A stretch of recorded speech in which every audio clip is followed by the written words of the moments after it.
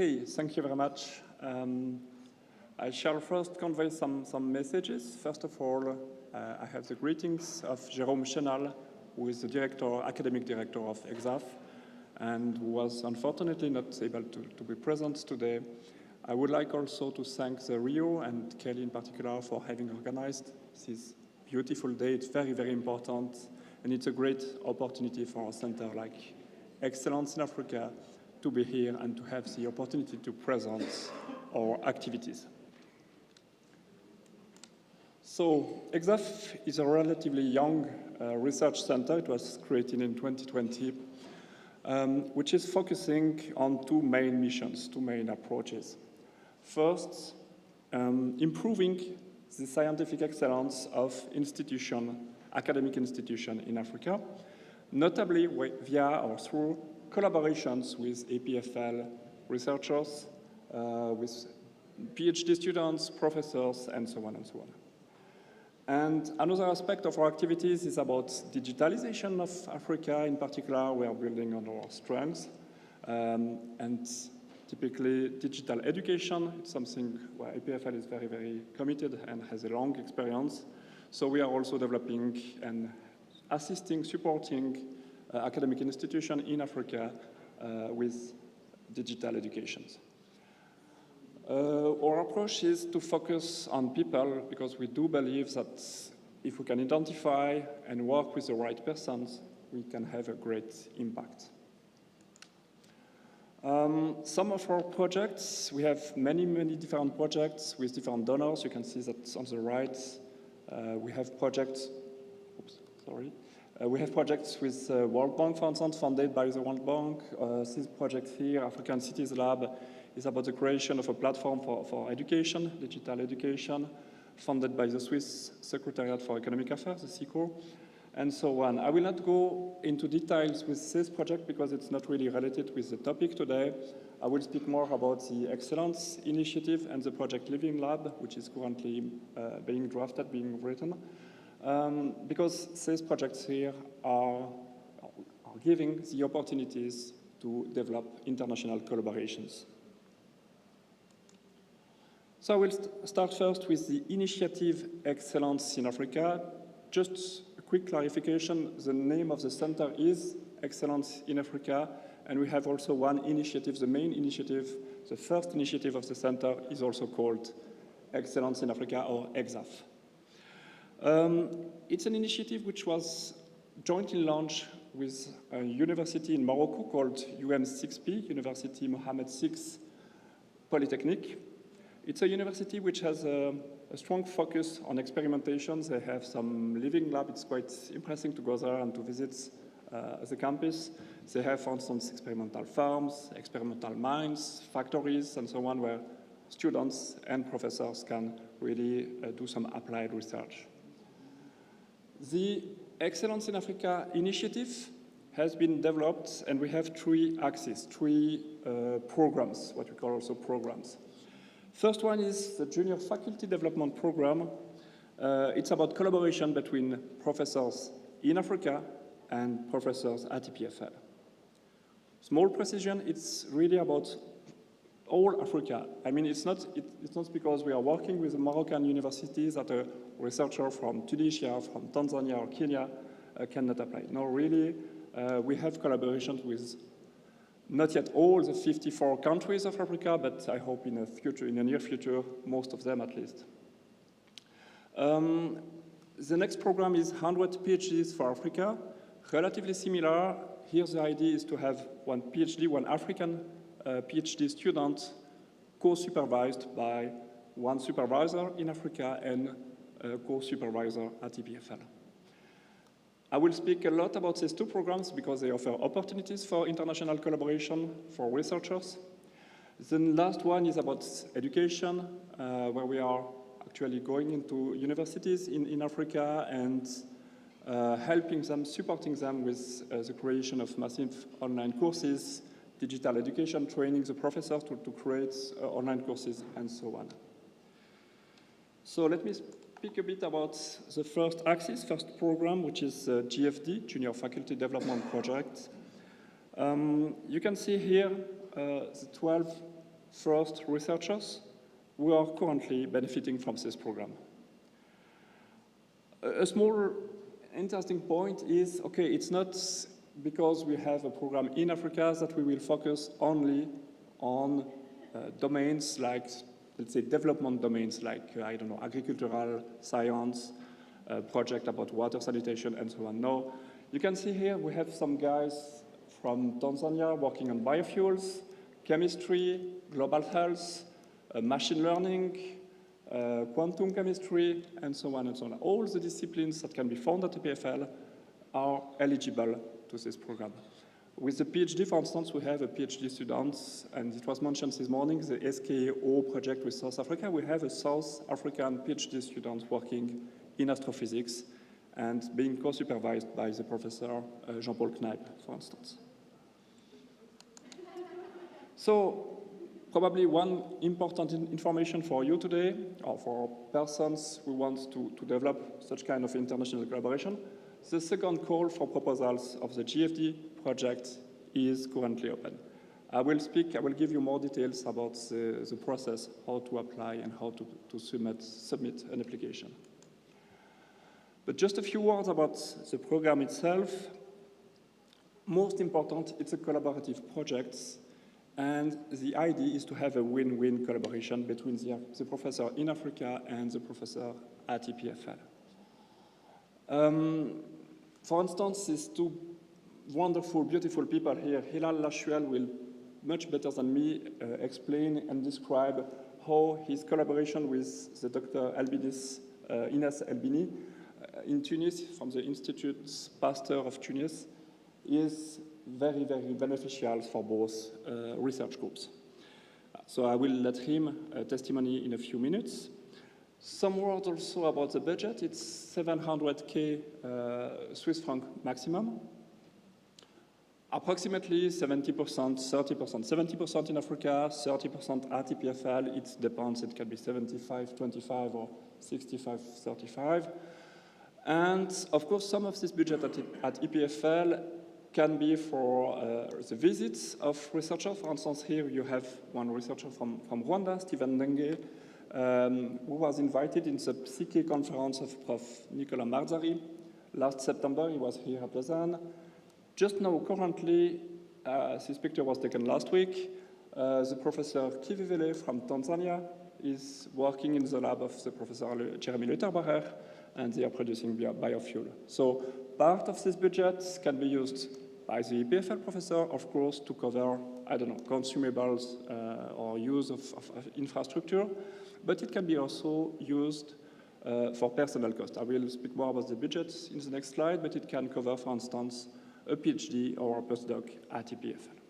And obviously also the cost of the research in Africa to cover PhD, postdoc, and technicians. And last point, last picture, because I think this one illustrates well the, let's say, final goal of this program. We would like to create a community, a kind of network of researchers around Africa, of course, and also connected with EPFL professors. And from this kind of community, we expect that beautiful and very, very fruitful projects will emerge. For instance, you see here a picture, it was in September. This researcher here invited persons to a workshop in Tunis. You can see here the Professor Jacques Fallet, we have Jérôme Chenal from EPFL, Hilal Lashuel also, and researchers from the Institute of the Pasteur Institute in Tunis. And we were all discussing future collaboration and how to write projects, how to imagine new projects. It's exactly what we expect from such kind of projects, of programs. A quick word about the budget. I already mentioned it before. So we have a total maximum of 720,000 Swiss francs. It can be for personnel. We just have a limit at EPFL. It's 210,000 Swiss francs. It corresponds to a postdoc 50% during 4 years. Or it can be for a PhD also. Equipment, it's mostly foreseen that the equipment will be bought in Africa, not really at EPFL, but theoretically it's also possible. And also we have, this one is more for the African professor. We have no overheads available for the host institution in Africa. Instead, they can develop a project which can be useful for the whole institution. For instance, buying a new equipment, a GCMS or elsewhere. And this equipment will be used, of course, for the project here, but also for all the other researchers of the institute or of the faculty. Traveling to attend to a conference can be charged on the budget, consumable use, and so on, of course. So, as I said before, the second call for proposals is open.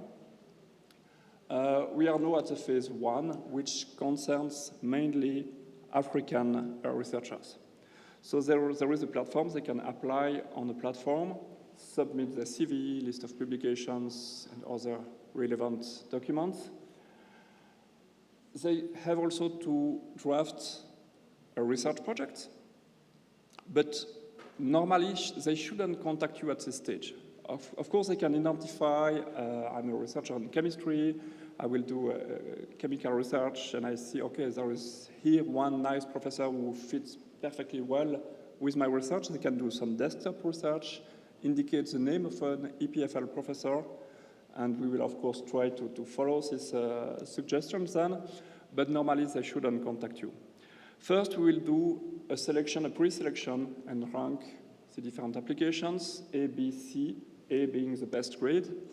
And only for the A ranked application, we will try to find some matching with the EPFL professor. And then, if you are interested, you can go to the next phase of the call, which is a joint proposal, based on the first one, of course, which will then be submitted, evaluated by external experts. A scientific committee and the steering committee will do the final selection before we start with the project. One important information, we have very, very competitive calls. Just some figures about this one. The first call, we received at this step more than 180 applications. Only approximately 40 were pre-selected. 16 at the end were matched with EPFL professors, and at the very end, 6 were funded. It's even worse for the other program, which is 100 PhDs, where we received almost 1,000 applications at the very, very beginning. So let's go, good transition to the next program I would like to mention, the 100 PhDs for our Africa program. Relatively similar, except, of course, it's focusing on PhD students. In a nutshell, it's offering, this program aims at offering to PhD students, African PhD students, an opportunity to do an outstanding PhD research. They will do their research mainly in Africa. The idea is not to take good African people and here and to educate them here. No, really, most of the research will be done in Africa. They will only do some stays, maybe 6 months in total, at EPFL in the lab of their co-supervisor at EPFL. Regarding the call for proposal, more or less the same procedure as for the GFD. They apply first with their CV and other relevant documents. Then there is a first pre-selection, and we propose to EPFL professors only the best candidates.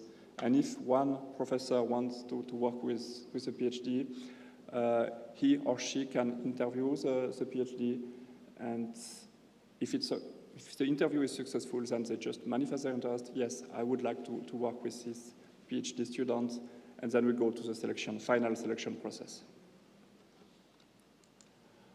Here you have the first 10 PhDs who started working this year, actually. Again, we have very, very different people from different countries. We have people from South Africa, from Morocco, from Egypt, and so on and so on. Very different topics, people in astrophysics, water sanitation, mathematics, and so on. And regarding the next call for proposals, probably an information which is interesting for you, it should start in February or January 2023. And we expect to have the first one selected at the end of the summer, so they can directly start after the master, they can go for a PhD. Budget is mainly for the African institution. It covers living allowance for the PhD students, some consumables, of course. It's possible also to charge costs for going to a conference, if you do a presentation, for instance, at a conference. And we have also some co-supervision costs. Here, there are some costs which can be used by the EPFL laboratories. For instance, when the PhD is in Lausanne, it can cover consumable costs. It's also possible to travel to Africa or to participate in a conference for the EPFL professor. It's possible to participate in a conference with the PhD, for instance, and to charge the cost on this budget here. So just a quick recap regarding the three programs. I didn't speak too much about it, but I will now. So we have the Junior Faculty Development Program. The call is currently open. First phase for African researchers. Then we have the 100 PhDs for Africa program, next call in early 2023. And for you to know, we are currently developing a project with Swiss cooperation, which will start in 2023, which is called so far Living Labs. We are writing the project document, so all the details are not known, but it should be very, very similar than the Junior Faculty Development Program, except that the topic is digitalization or digital technologies applied in urban cities or in cities in Africa. And normally the time span will be a little bit shorter than for the Junior Faculty Development project. It should be only 2 years approximately, which means we are thinking, okay, probably this program will be for postdoc, mainly. So I hope these details were useful for you. Of course, we have a booth there. Don't hesitate to come at any time today with my colleague, Saida Naji. I thank you very much, Saida, and all my colleagues for having helped me to prepare this presentation. We will be happy to answer your question. And of course, you can also go to our website or contact us at any time. So now I would like to give the floor to our very, very best ambassador, the Professor Hilal Lashwal, who will, much better than me, describe how it is to be an EXAF, let's say, EXAF guy or EXAF fellow. Hilal, the floor is yours.